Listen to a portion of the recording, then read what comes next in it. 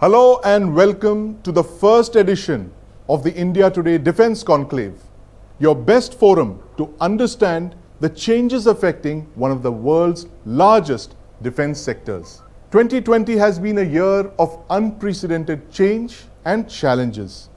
India has had to deal with a pandemic, an economic downturn, and a national security challenge on its borders. But as they say in India, sometimes it takes a crisis to bring about change. What are the changes this sector is going through? We'll let you know. We would like to thank our presenting sponsor, the Darwin Platform Group of Companies, and our associate sponsors, Navantia and Solar Group.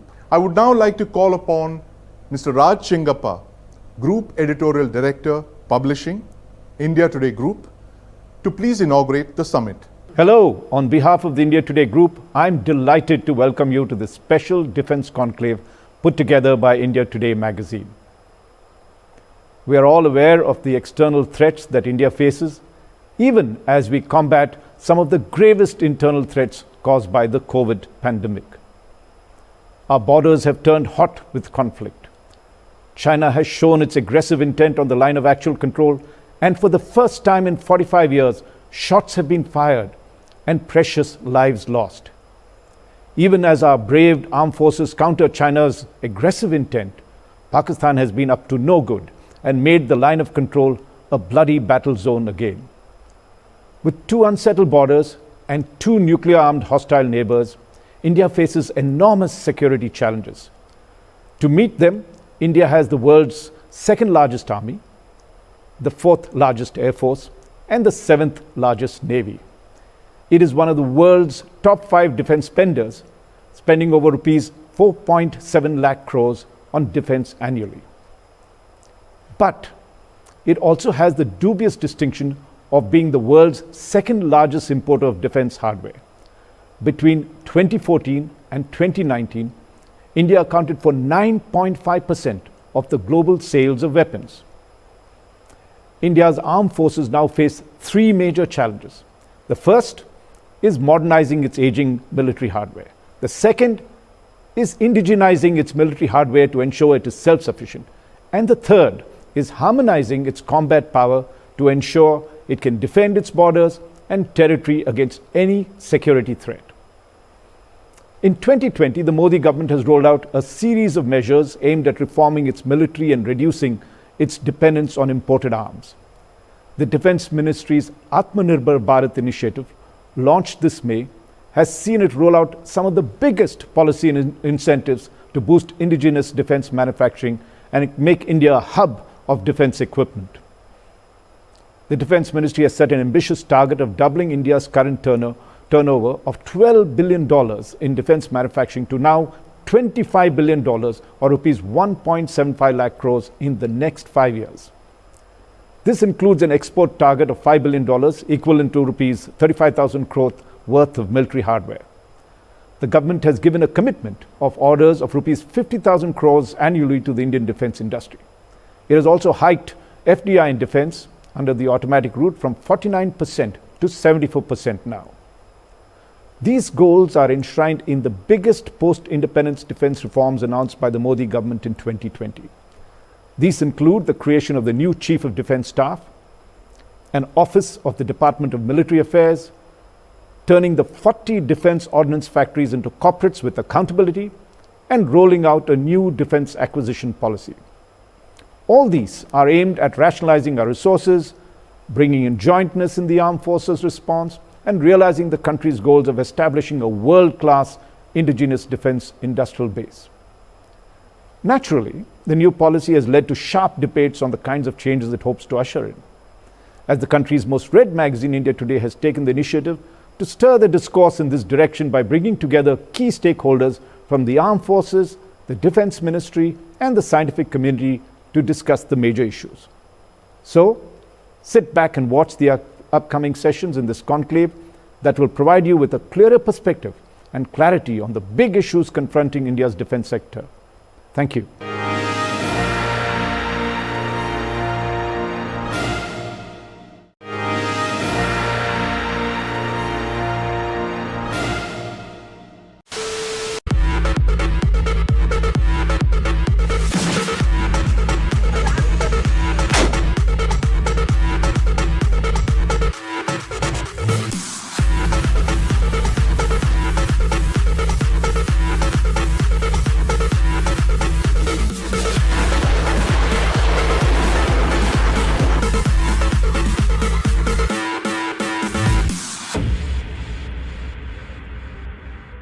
the Defense Ministry's vision for an Atmanirbhar Bharat.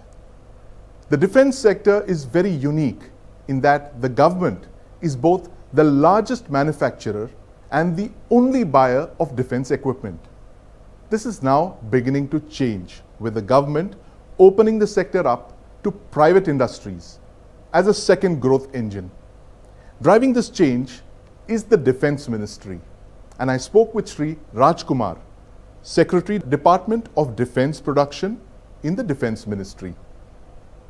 Joining him on this panel discussion are Mr. M.V. Gautama, Chairman and Managing Director, Bharat Electronics Limited, and Mr. Satyanarayan Nuval, Chairman, Solar Industries.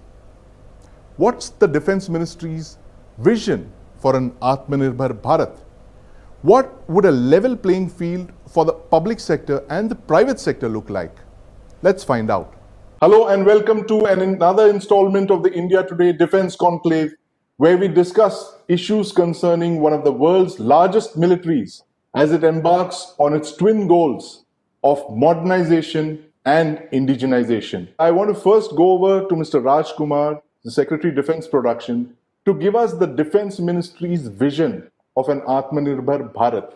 How is the Defense Ministry going to achieve the targets that it's set for itself? As you all know that this year is full of challenges to all of us and particularly to our country. COVID-19 has clearly taught us the importance of self-reliance or Atmanirbharta in the matter of public health. This is a global challenge and we all are facing it together. Government as well as the public and all organizations, we are both sufferers, but we are also the warriors. All of us are fighting it, and I can tell you, BEL has done fantastic job in providing 30,000 ventilators in a record time of just 3 months, and at a very, very competitive rate when the entire country was under lockdown. So this is the spirit with which our organizations in the country and the government put together are fighting the crisis of COVID-19. Now, in this context, I see that defense is not very different. Defense has also to go to the theme of self-reliance or Atmanirbharta.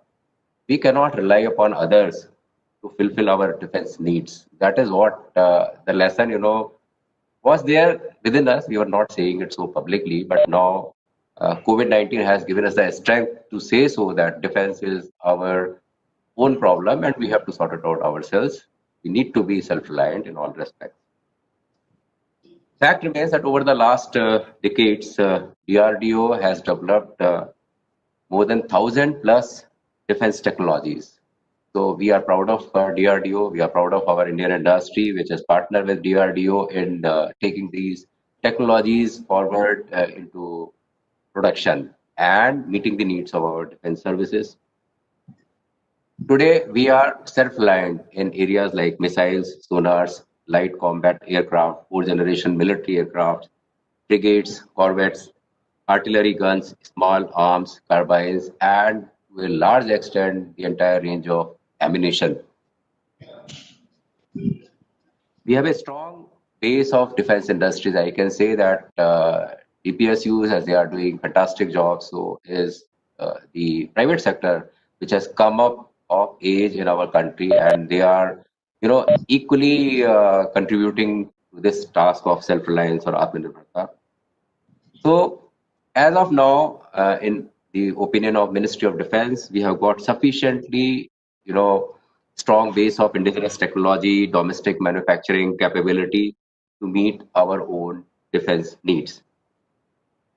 I can take you a bit backward and say that in 2016, the defense procurement procedure itself, we said that by Indian IDDM, which is called Indigenous Design and Manufacturing, Development and Manufacturing capability, that will be our default option.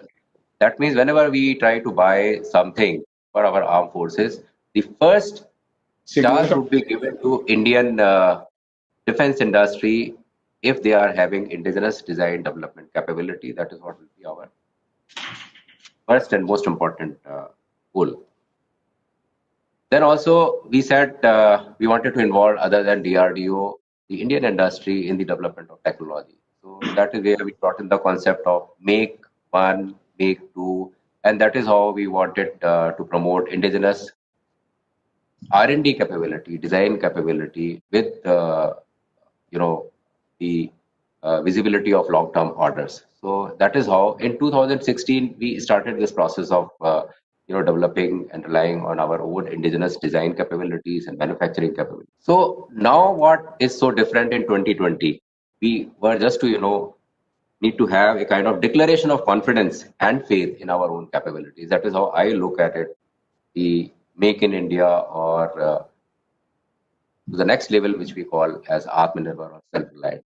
I'll tell you about the approach, that we took in respect of Atmanirbharta and defense in different sectors. For example, defense manufacturing. You yourself just mentioned, that we have put embargo on import of defense weapons, equipment, platforms from specified dates. To encourage and build domestic defense capabilities, first list of such 101 items has already been published in the month of August. And our Chief of Defense Staff is in the process of, preparing another such list of embargo on import of defense equipment and platforms. Similarly, expression of our confidence was that now we are willing to open up our FDI in defense up to 74% and through automatic route.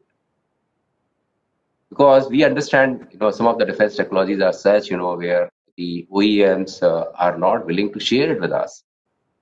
So we said, okay, you come and set up your manufacturing capability base in India, continue to own technology, retain it with you, but meet our needs by setting up your manufacturing unit in the country. And you cater to our needs, and also if you so wish, you can use that manufacturing facility for export market. Another important decision was that to have a separate budget head for domestic capital procurement. The idea was, that there was always a kind of between the priority for spending money on imported item and spending money on the domestic capital procurement. So to do away with that kind of ambiguity, we said that there be a dedicated. More importantly, what we did in the beginning of last month, 1st October 2020, we changed the entire paradigm of defense acquisition procedure. Earlier, it was known as defense procurement procedure. Now it is called defense acquisition procedure. And we brought in certain, subtle and fundamental changes. For instance, Buy Indian category, which is called indigenous design, development, and manufacturing, as a default category of procurement. It was here earlier also, but we increased the level of indigenous content from 40% to 50%. In addition to Make One, Make Two, and strategic partnership model, and Buy Indian IDDM categories, now these things have been reserved, as you can see, exclusively for Indian owned and controlled entities, where we are expecting them to aid to the domestic manufacturing capability. To facilitate setting up of manufacturing units in niche, high-tech areas where probably we lack technology, we have added one more category, which is called Buy Global Manufacture in India. That means the global entity will have to set up their manufacturing unit to meet part or let's say substantive demand domestically. We have also included the reforms in general staff qualitative requirements, the parameters, based on which the acquisition process proceeds. Offsets, that's another area, where we expect the OEMs to promote the industrial capabilities domestically.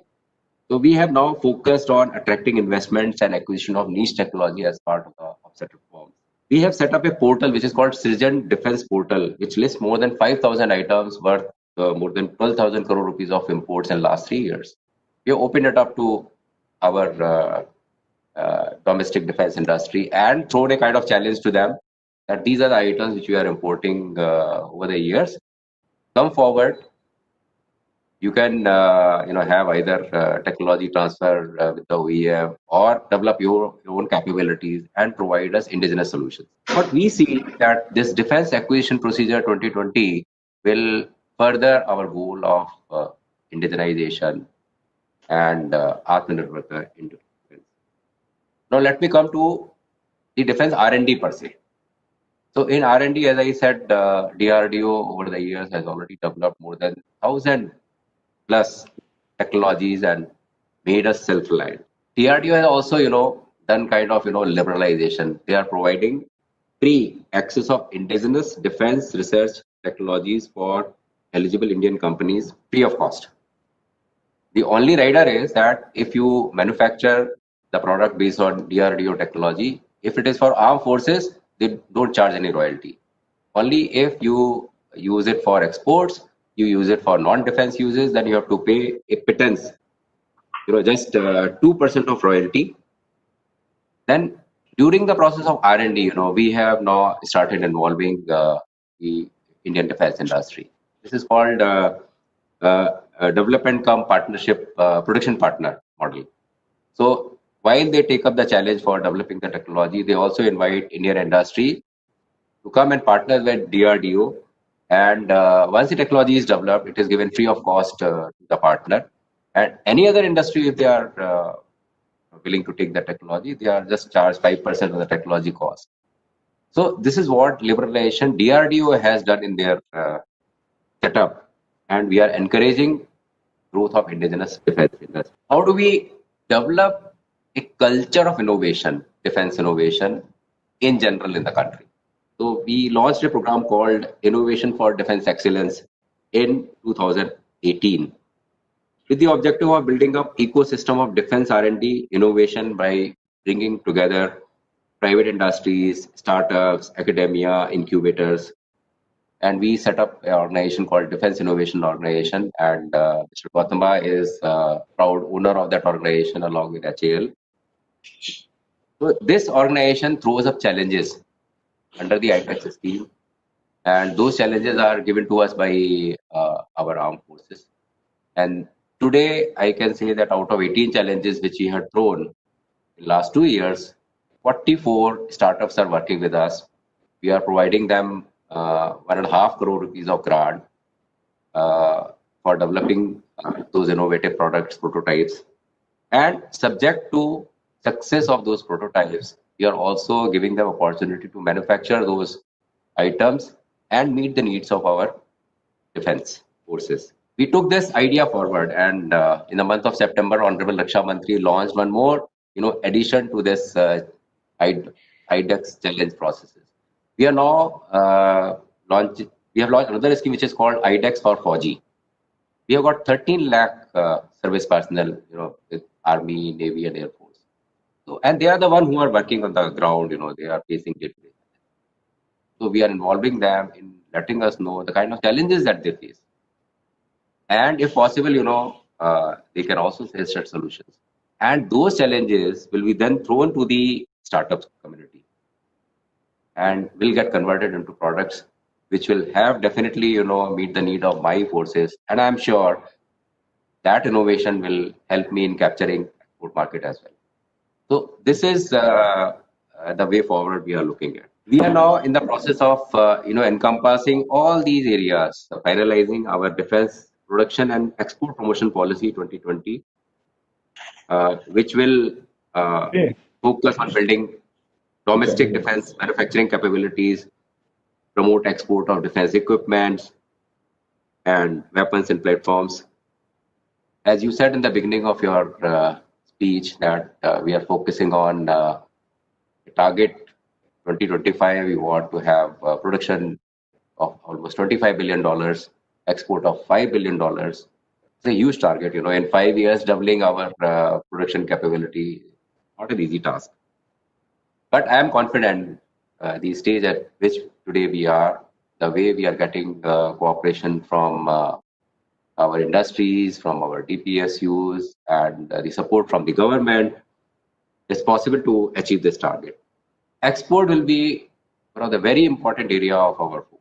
$5 billion. Today we export around $1.5 billion. And I should tell you that out of $1.5 billion, 80% of that export comes from private industries, and 20% comes from DPSUs. So we are giving very stiff target to our DPSUs, and we are creating a kind of ecosystem in which our Indian embassies abroad in friendly foreign countries and the defense attaches, who are there in most of these friendly foreign countries, they work with our industry, and we are trying to meet the need of our friendly foreign countries from our domestic industrial base. So, with all these initiatives, I am sure the target which Honorable Prime Minister has given to Ministry of Defense and to country as such, we are confident to achieve those. First of all, I would like to bring a little deeper understanding of what the government is aiming at Atmanirbharta Bharat. You remember that in the year 2014, the Prime Minister initiated Make in India initiative. So at the time, for industries like Bell in manufacturing sector, the goal was the manufacturing sector must contribute 25% of the GDP. So defense was also included under the manufacturing category. Now, at the time, the country positioned itself well embedded in the global economy system. So today, all countries are within the global economy and they are interdependent. So we were not seeing India as a separate, and we have got supply chain relationship. And the main thrust at the time was to ensure that the end product is assembled, manufactured in India with a good global supply chain partnership.